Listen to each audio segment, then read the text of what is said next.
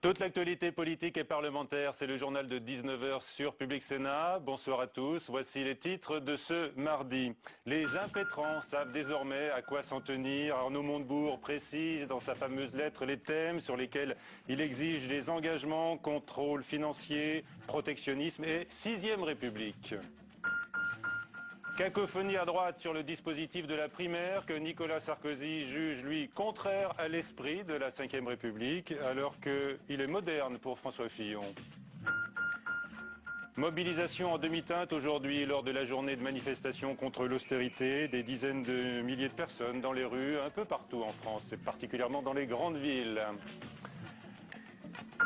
Les invités du 19 h pour parler du plan anti-déficit, de l'austérité et puis des primaires socialistes. François Rebsamen, le nouveau président du groupe PS au Sénat. Et puis également avec nous l'UMP Franck Riester, membre de l'équipe mise en place justement par Jean-François Copé pour riposter au Parti socialiste.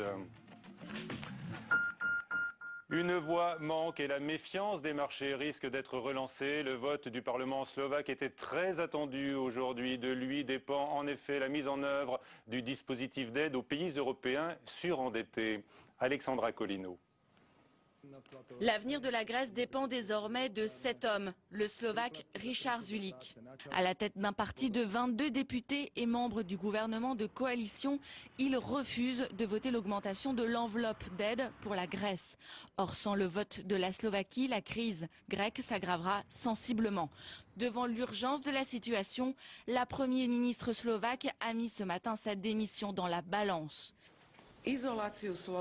L'isolement de la Slovaquie est pour un Premier ministre de Slovaquie inacceptable. Je suis désolée que mes partenaires de la coalition n'aient pas accepté la possibilité d'un accord éventuel. Mais pour l'instant, l'homme campe sur ses arguments. Les Slovaques sont trop pauvres pour payer les erreurs des autres. En cas de vote défavorable, d'ici la fin de la journée, le Parlement slovaque pourra solliciter un deuxième vote d'ici la fin de la semaine, comme le prévoit le système du pays. Une ultime chance pour les négociations. Toujours pour sauver la Grèce, cet après-midi, la Troïka, réunissant les créanciers du pays, a donné son feu vert au déblocage début novembre d'une nouvelle tranche de 8 milliards d'euros, vitale pour lui éviter la banqueroute.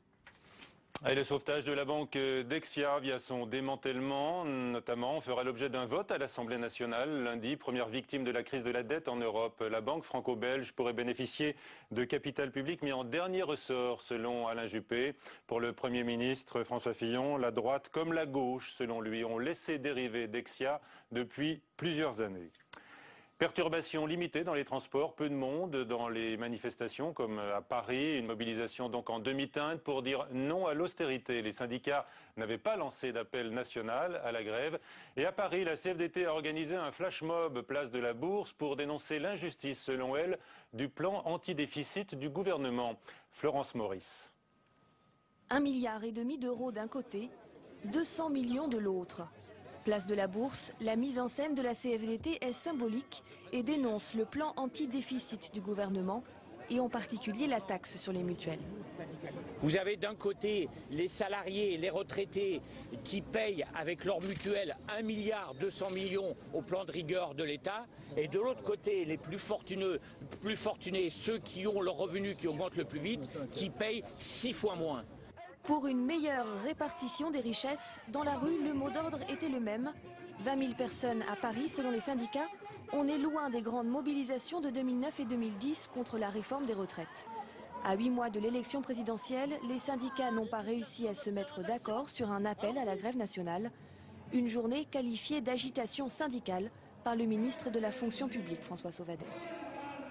La démondialisation expliquée aux deux finalistes de la primaire socialiste. Arnaud Montebourg a donc précisé ce qu'il attend de François Hollande et Martine Aubry, à leur aperçu de son courrier révélé il y a quelques instants avec Margot Aubriot. C'est une lettre qui est désormais au centre de toutes les attentions. Une lettre adressée par Arnaud Montebourg aux deux candidats avec une question. Qui intégrera le mieux ces trois conditions? Le protectionnisme européen, la mise sous tutelle des banques et l'avènement d'une 6e République. Avec ses 17% de voix, Arnaud Montebourg le sait, il est désormais l'arbitre du second tour des primaires. Martine Aubry ou François Hollande, à la première, il ne pardonne pas l'affaire Guérini. Le second avait rejeté son concept de 6e République. L'équation est délicate, mais Arnaud Montebourg fera son choix. Hier, il avait entretenu le doute. Aujourd'hui, le député de Saône-et-Loire l'a décidé. Je prendrai mes responsabilités. Ça veut rien dire. Ben si, ça veut dire que je suis un dirigeant politique. Je suis capable moi-même de faire des choix et donc je ferai certainement un choix. Sa voix, il la monnaie maintenant au prix fort. Il réclame aux candidats un engagement écrit. Il publiera même leurs réponses.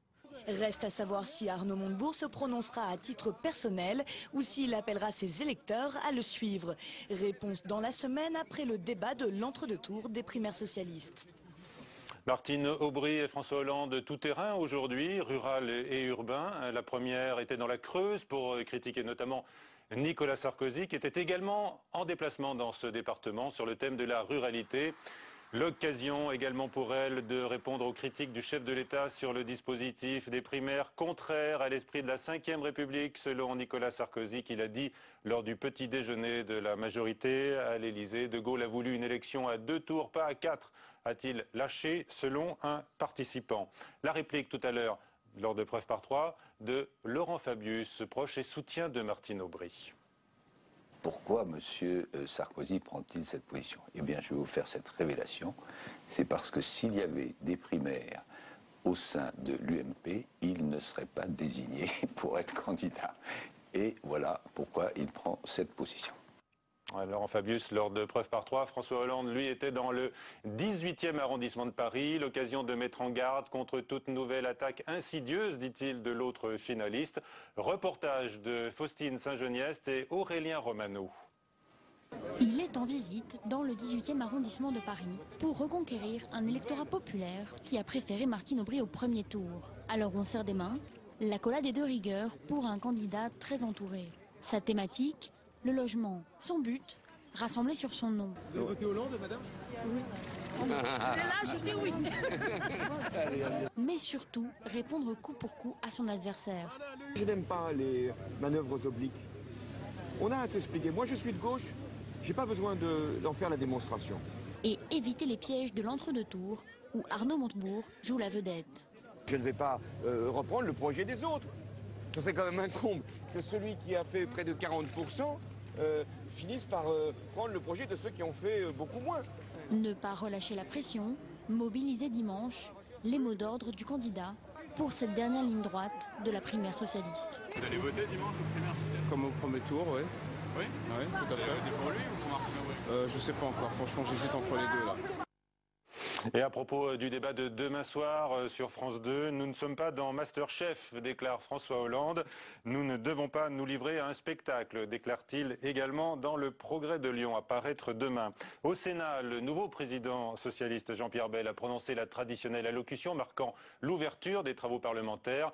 Ne surchargez pas notre ordre du jour de projets émotionnels ou de circonstances, a-t-il lancé à l'adresse du gouvernement, avant d'insister à nouveau longuement sur une nécessaire relance de la décentralisation. Pour le groupe PS au Sénat, dominé par les Hollandais, la grande affaire bien sûr de la semaine reste l'issue de la primaire et certaines craintes s'expriment sur cette semaine de tous les dangers et également sur un scrutin qui serait trop serré dimanche soir. Fabrice Cunet. Tout le monde a trouvé une place, à ce que je vois. Réunion de groupe ce matin, les sénateurs socialistes se risquent au jeu des pronostics avant le second tour de la primaire. Pour beaucoup, le duel est très ouvert et le petit jeu des ralliements serait loin d'être une science exacte. Dans une élection d'un type tout à fait nouveau, je ne suis pas certaine que le comportement des électeurs aille dans le sens des reports commandés par leur chef de file. Pour le porte-parole de Manuel Valls, la question ne se pose plus. Son chef de file s'est clairement prononcé en faveur de François Hollande. Nous avons dès hier rejoint sans équivoque les équipes de campagne de François Hollande et nous jouerons à leur côté et tous ensemble notre parti pour qu'il y ait dimanche prochain le nécessaire rassemblement autour de François Hollande. Il a négocié quelque chose? Manuel Valls est un homme qui ne négocie rien, il fait les choses pour être utile et c'est ce qu'il a démontré Là où certains disent qu'il s'est prononcé rapidement, c'est la preuve qu'il n'a rien négocié. Le débat entre François Hollande et Martine Aubry prévu ce mercredi est très attendu. Et pour les sénateurs, il ne faut pas craindre un affrontement entre les deux candidats socialistes. Il est certain qu'on va rentrer dans le dur et que les débats vont se cristalliser. Sans doute que l'affrontement des personnes va apparaître maintenant plus net. Mais c'est sur la personnalité justement qu'on peut voir celui qui peut demain être le meilleur candidat. Ça va être serré, ce qui est chiant d'ailleurs. Parce que s'imagine que ce soit l'un ou l'autre. Imagine qu'il y en ait un 49-51. Autour de la table, les partisans de François Hollande sont largement majoritaires. Une situation pas toujours confortable pour les soutiens de la maire de Lille. Alors même si tous s'en défendent, le résultat de dimanche conditionnera certainement l'ambiance des prochaines réunions de groupe.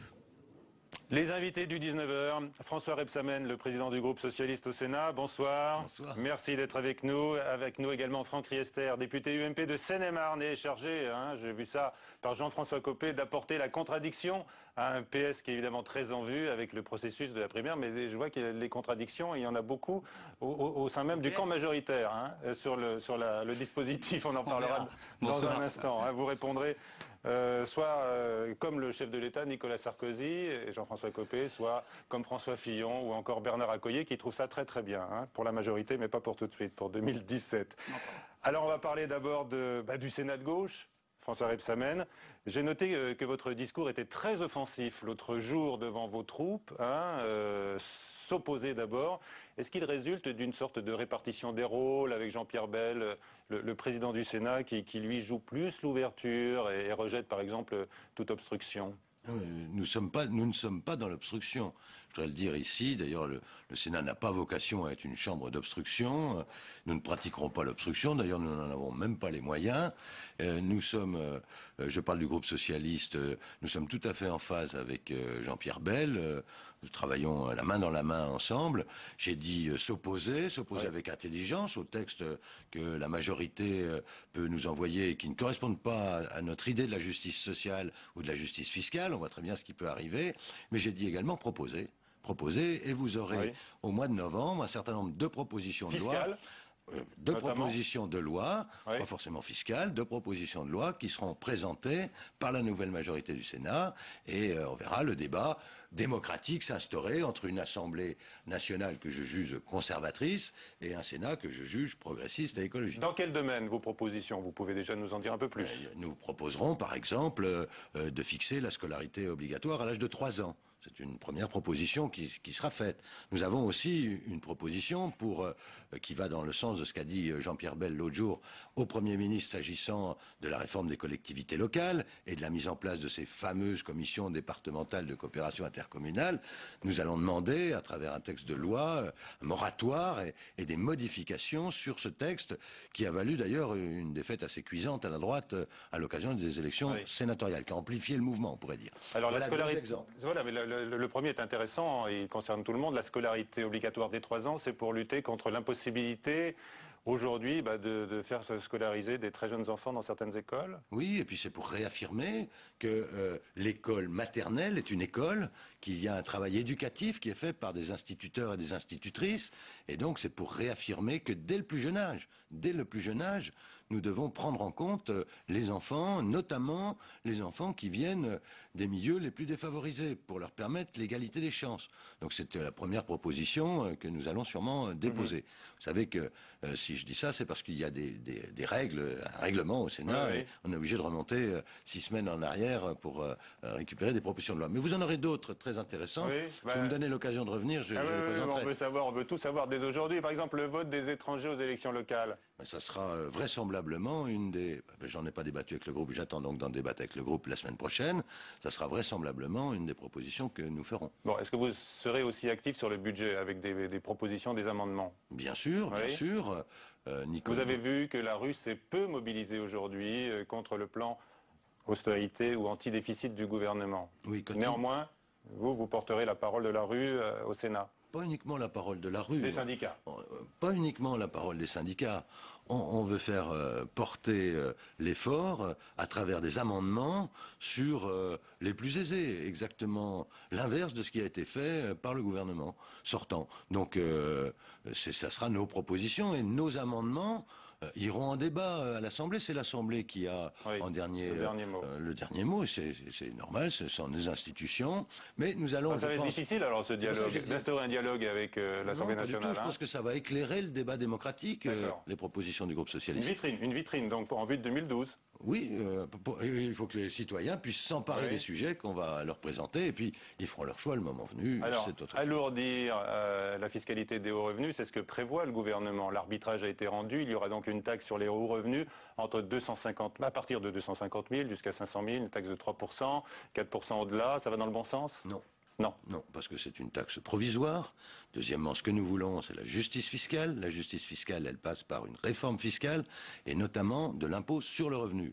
Nous voulons le rétablissement de tranches supérieures de l'impôt sur le revenu.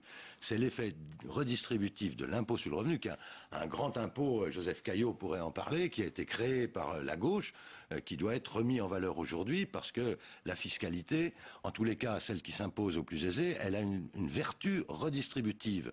Et donc, plus on gagne, plus on est taxé. C'est normal. Ça ne doit pas être confiscatoire. Mais nous sommes très en retard sur les autres fiscalités européennes. En tout cas, il va y avoir un dialogue inédit, intéressant, entre Nicole Bricq, la rapporteure PS du budget, et puis Philippe Marini, qui lui est le président UMP de la Commission. Absolument, mais je dois dire quand même que ici au Sénat, les relations de gouvernance sont apaisées. Et nous avons eu très bon début de mandature de Jean-Pierre Bel, je crois à satisfaction des groupes. Très bien. Encore un mot, tiens, sur les sénateurs. Vous voulez lutter contre leur absentéisme? Oui. Il paraît. Oui. Vous avez prévu là aussi des choses? C'est vrai, on va modifier le règlement intérieur du groupe socialiste. Des sanctions comme à l'Assemblée nationale, même si elles ne sont pas toujours appliquées? On va voir. Elles existent aussi dans le règlement du Sénat. Mais moi, je veux les faire pour le groupe socialiste. Donc, j'aurai à faire modifier le règlement intérieur du groupe. On hésitera entre, excusez-moi de l'expression, la carotte et le bâton. Mais il faut les deux. Franck Riester, alors vous avez un président de groupe socialiste ici au Sénat très combatif, et la majorité vous échappe désormais là. Oui, certes, mais il a dit qu'une chose qui est intéressante, c'est que l'opposition sera constructive, ce qui va nous changer de l'Assemblée, où ça fait 4 ans et demi qu'on a une opposition qui fait de l'obstruction et qui est dans la caricature en permanence. Donc moi je note avec plaisir que ça sera une opposition constructive. Après, on verra les propositions de loi qui seront sur la table, et puis on en discutera à l'Assemblée nationale. On fera de la politique. Je crois que c'est le fonctionnement du Sénat qui est différent de celui de l'Assemblée. À l'Assemblée, quand on est majoritaire, on vote quasiment tout, et quand on est dans l'opposition à l'Assemblée, on s'oppose à tout. Là, c'est différent. C'est différent. Je redis que le Sénat représente les collectivités locales. Nous allons essayer de travailler les textes. Bien sûr, il y a une majorité de gauche, donc elle portera des textes qui seront, ou des amendements, qui seront peut-être pas ceux que souhaite la majorité de l'Assemblée nationale. Ça m'étonnerait d'ailleurs. Mais au moins, il y aura un débat démocratique qui pourrait s'instaurer. Cela dit, je veux tout de suite rassurer François Rebsamen concernant la carte de l'intercommunalité. Le Premier ministre a dit à moult reprises, il l'a dit encore à Richelieu la semaine dernière, qu'il y aurait, s'il n'y a pas consensus sur la carte électorale, on repoussera après 2012, en 2012, la discussion sur la carte. C'est sa façon à lui de tirer les leçons du scrutin sénatorial. Il a entendu Jean-Pierre Bel. Il faut prendre du temps, ce sont des sujets complexes, et il faut prendre du temps. Surtout au-delà, après une défaite électorale. Bon, écoutez, en tout cas, c'est important de prendre le temps de discuter avec les élus sur un sujet aussi important que la carte intercommunale. Parlons des primaires. Alors, Nicolas Sarkozy critique donc le dispositif. Franck Riester, alors sur quelle ligne est-ce que vous êtes, vous? Celle du chef de l'État ou bien celle de, par exemple, François Fillon, qui parle d'un processus moderne? Écoutez, François Fillon a dit ça, effectivement. Oui. Le président de la République, ce sont des propos rapportés dans un petit déjeuner. Il ne s'est pas exprimé officiellement sur le sujet. Mais attendez, mais parce que, vous savez, en ce moment, on commente beaucoup il a dit que, on l'a vu que, la personne a vu qu'il a dit que. Non.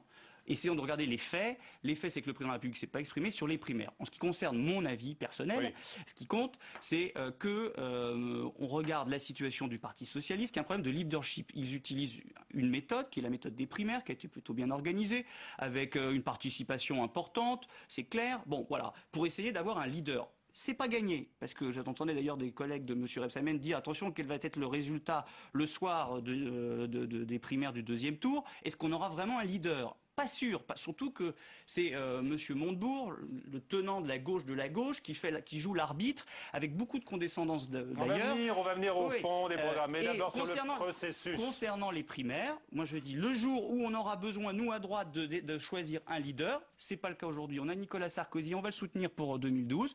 Eh ben, on se réfléchira entre nous sur la meilleure méthode de choisir ce leader. Mais c'est vrai que c'est une méthode intéressante qui a l'air d'être un succès pour le PS. Laurent Fabius nous disait tout à l'heure, invité de preuve par 3, que s'il y avait des primaires aujourd'hui à l'UMP, Nicolas Sarkozy ne serait pas choisi. C'est votre avis ? Non, c'est pas du tout mon avis. Il sera choisi, il serait choisi. Et c'est pas la logique des institutions. Donc, quand il y a un président de la République sortant, on soutient le président de la République sortant. D'ailleurs, le Parti socialiste, quand François Mitterrand s'est représenté en 1988, il n'y a pas eu de primaire d'organiser. Légitimement, le Parti socialiste a suivi François Mitterrand. François Rebsamen, est-ce vrai effectivement que vous redoutez, ce serait un problème de leadership évidemment, le problème que le Parti socialiste cherche à régler depuis des années, est-ce que vous redoutez un score serré pour le vainqueur, sachant qu'il y a un premier sondage Opinionway qui donne 54% à François Hollande. Il baisse, hein, Martine Aubry monte. Oui, les sondages, on a appris à s'en méfier. Il y a un débat important demain soir. La dynamique du rassemblement s'opère autour de François Hollande. Mais je voudrais dire à notre collègue député qu'il ne faut pas s'inquiéter. Il y aura un résultat qui dégagera un leader, un responsable, un candidat dimanche soir et qu'il sera le représentant du Parti socialiste à l'élection présidentielle. Pour ça, il faut qu'il soit en avance. Il aura une belle avance, je le crois. Oui. Il aura une Vous avez un pronostic pour François Hollande. Non mais François Rebsamen soutient François Hollande. Moi, je ne veux pas préjuger. Je pense qu'il y a une dynamique qui est auprès. On n'est pas là pour se livrer à des pronostics chiffrés. Je veux bien le mettre sur un papier après l'émission, mais pas maintenant. Il aura, je crois, une belle avance. Il a créé cette dynamique et les socialistes sauront se rassembler. C'est le processus qu'on a choisi parce que effectivement, on n'arrivait pas à faire les choses clairement à l'intérieur du parti. Puis c'est un moyen de mobiliser la société. Ça va être très important pour la campagne présidentielle elle-même. Donc, moi, j'ai pas de doute. Les socialistes veulent gagner. On a défaite interdite. On peut toujours perdre une élection, bien évidemment, mais si on la perd, on ne doit pas la perdre à cause de nos divisions. Donc il y aura le rassemblement lundi, ça je vous le promets. Encore un mot sur le processus des primaires, Franck Riester. Vous avez critiqué l'autre jour le fait que tous les médias ouvrent leur antenne forcément aux prétendants socialistes. Alors vous avez préparé dans votre coin là une émission pour rattraper. Non, c'est à vous de le faire. C'est à vous de le faire. C'est la loi. La loi veut l'équilibre des temps de parole. C'est prévu par la loi. Aujourd'hui, c'est pas le cas puisque, notamment sur les chaînes d'information et les journaux télévisés, il y a 2 fois plus de temps de parole pour le Parti socialiste. Il y a un boulevard médiatique qui s'ouvre devant vous. Oui, mais ça, simplement, il faut équilibrer les temps de parole. C'est tout ce que je dis. C'est pas du tout la responsabilité du Parti socialiste. Ils sont invités dans des émissions très bien, ils participent, c'est logique. C'est aux chaînes d'information, c'est aux journaux télévisés de donner plus de parole aux représentants de la majorité. Entre membres de la majorité. Mais vous savez, on a par exemple des conventions sur le fond, parce que les primaires, c'est choisir un leader. Nous, on parle sur le fond, quel projet demain pour les Français. Et un des grands enjeux pour le Parti socialiste, ça va être de revenir sur le malentendu qui est en train de se mettre en place avec les Français. Parce que entre les propositions d'Arnaud Montebourg, la démondialisation qui fait sourire le monde entier, et les propositions de Manuel Valls ou même de François Hollande, qui sont plus raisonnables, quelle va être la ligne du Parti socialiste sur le fond? On l'attend encore. Pour l'instant, il y a un grand écart qui n'est pas encore résolu dans la tête des Français. Quel va être le projet sur le fond du Parti socialiste? Le grand enjeu, effectivement, on ne parle que de ça depuis dimanche soir, ce sont les 17% d'électeurs qui se sont portés sur Arnaud Montebourg. Qui est le plus Arnaud compatible, selon vous, François Rebsamen? Je pense que la problématique ne se pose pas comme ça. François Hollande... Arnaud Montebourg vient d'adresser une lettre, pourtant, aux 2 finalistes. Alors. Très bien. Il y a d'ailleurs, dans les propositions d'Arnaud Montebourg, il y a des choses que l'on connaît et qui sont intéressantes. Et que j'ai noté, d'ailleurs, même des députés UMP avaient porté ou repris, notamment sur le contrôle des produits qui rentrent dans l'Europe, etc. Donc il ne faut pas non plus faire d'Arnaud Montebourg je ne sais quel épouvantail, etc. C'est tout à fait compatible avec ce que nous portons. Mais la ligne, elle a été fixée. La ligne de François Hollande, c'est celle de François Hollande. Et il ne changera pas de ligne et tout. Même s'il a entendu ce qui s'est dit. Et c'est vrai que sur le problème des banques, il y a aujourd'hui, quand vous voyez que par exemple les dirigeants dirigeants de Dexia sont partis avec des parachutes dorés ou des stock options, ça pose quand même un problème. Le fait que l'État soit rentré et aider les banques à travers des prises de participation ou du soutien ou des garanties sans entrer dans le capital lui-même, la présence au conseil d'administration pose un problème. D'ailleurs, ce problème est posé. Et puis, le juste partage, la difficulté d'accepter des produits qui font la délocalisation de nos entreprises, de notre industrie. Tout ça, c'est des sujets qu'il ne faut pas éloigner. Mais pour autant, François Hollande ne changera pas de ligne. Il reste en cohérence avec lui-même. Et puis, les électeurs qui participeront, ils trancheront. Voilà. Franck Riester. Oui, ce que j'ai dit tout à l'heure, je pense que c'est quand même un peu triste pour le Parti socialiste que ce soit Arnaud Montebourg, qui est vraiment à la gauche de la gauche, qui fasse l'arbitre entre François Hollande et Martine Aubry. Et encore une fois, quand on voit la façon avec arrogance avec laquelle il s'est comporté là, hier et aujourd'hui vis-à-vis de François Hollande et de Martine Aubry, en leur écrivant, en leur donnant presque, faisant du chantage sur un certain nombre de ses propositions, je trouve que c'est un vrai problème pour demain, la ligne du Parti socialiste. Parce qu'encore une fois, ce qui compte, c'est quelle sera la ligne politique du Parti socialiste. Et ce qui me semble grave pour notre pays, c'est que la ligne va être à gauche, de la gauche. Jean-Luc Mélenchon, qui est quand même le représentant du front de gauche du Parti communiste, soutient la ligne d'Arnaud Montebourg et dit que c'est une très bonne chose qu'il puisse imposer ses choix politiques au Parti socialiste. Ça me fait peur pour notre pays, dans un moment où il faut s'adapter, dans un moment où il faut prendre des décisions difficiles pour notre pays, en ouvrant les yeux sur le monde, en mettant pas des œillères comme le fait Arnaud Montebourg, mais au contraire en adaptant notre pays. De François Hollande, c'est lui qui est finaliste. Oui, mais c'est lui qui va imposer son choix. La ligne de François Hollande que vous connaissez, qui est une ligne social-démocrate, mais qui tient compte des réalités qu'il y a aujourd'hui. Sa ligne, elle est crédible, elle est en cohérence. Je conseille à notre collègue, qui a l'air d'être un spécialiste du Parti socialiste, de se préoccuper plutôt de l'UMP, du comportement de certains députés de la droite populaire, qui portent des propositions qui souvent tangentes avec la droite extrême ou avec l'extrême droite. Donc chacun s'occupe de son camp.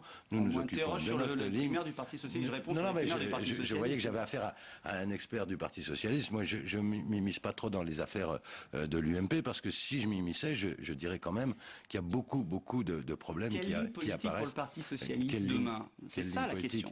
Je vous l'ai dit, ce sera celle de François Hollande ou celle de Martine Aubry, qui ne sont pas fondamentalement différentes, vous le savez très bien. C'est ce que Arnaud Montebourg a passé son temps à répéter durant toute la campagne du premier tour. Et puis Arnaud Montebourg, il a fait 17% des voix, il n'a pas gagné l'élection primaire. Donc voilà, c'est quelqu'un qu'on peut respecter, qui est respectable. Il défend d'ailleurs les centrales nucléaires, je vous l'indique.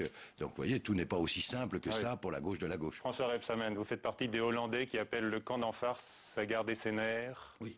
À la suite des critiques, des attaques sur la gauche molle. Je le dis gentiment. François Hollande, fermement. Oui, et fermement. François Hollande, c'est la gauche efficace. Alors, on arrête, on a de leçons, et François Hollande n'a de leçons à recevoir de personne. Sur son positionnement politique, son histoire personnelle plaide pour lui. Point à la ligne, et maintenant, parlons du fond. Eh bien voilà, c'est ce qu'on fera à nouveau à la suite du débat de demain. Merci à tous les deux d'avoir participé à cette édition du 19h. À suivre un documentaire sur la chaîne parlementaire Assemblée nationale sur le réchauffement climatique. Et puis à 22h, Sonia Mabrouk pour le prochain journal de Public Sénat. Bonsoir.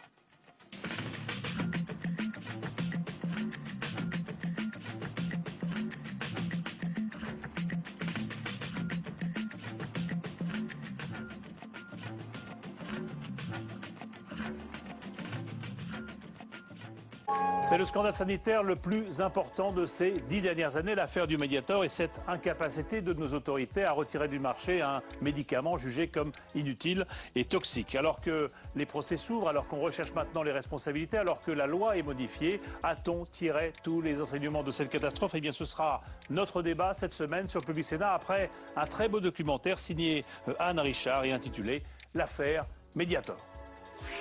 Benoît Duquesne présente Le Débat, dimanche à 10h sur Public Sénat.